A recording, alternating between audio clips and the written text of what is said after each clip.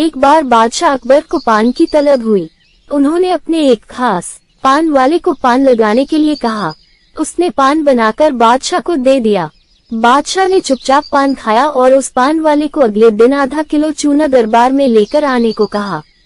वह नहीं जानता था कि बादशाह ने उसे ऐसा क्यों कहा। वह चुपचाप चूना लेने बाजार चला गया। उसने दुकानदार से आधा किलो चूना मांगा। दुकानदार ने उससे पूछा कि इतना चूना क्यों खरीद रहे हो। उसने बताया कि किस तरह उसने बादशाह को पान दिया था। दुकानदार को समझते देर न लगी कि कुछ गड़बड़ है। उसने पान वाले को समझाया कि दरबार में चूना लेकर जाने से पहले बहुत सारा घी पीकर जाना। उसने सलाह मानकर वैसा ही किया और दरबार में जाने से पहले खूब सारा घी पी लिया। दरबार में पहुंचने पर बादशाह ने उसे सारा चूना खाने को कहा।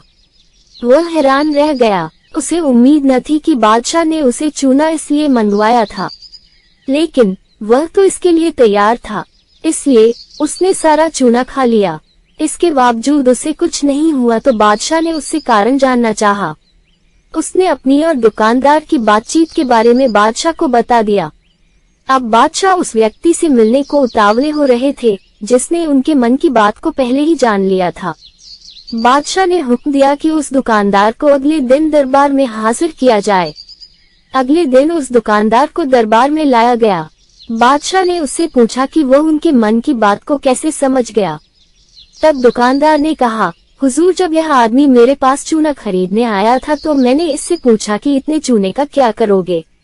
मुझे इसने बताया कि इसने आपको पान बनाकर खिलाया और फिर आपने उसे चूना लाने का हुक्म दिया। तब मुझे समझते देर न लगी कि जरूर गलती से इसने पान में चूना थोड़ा ज्यादा लगा दिया होगा, जिससे बादशाह के मुंह में छाले हो गए होंगे और इसी का एहसास करवाने के लिए आपने इससे चूना मंगाया।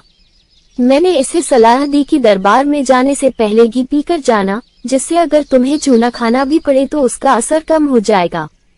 ये दुकानदार और कोई नहीं, बीरबल ही थे। ये कहानी आपको कैसी लगी हमें कमेंट करके अवश्य बताएं।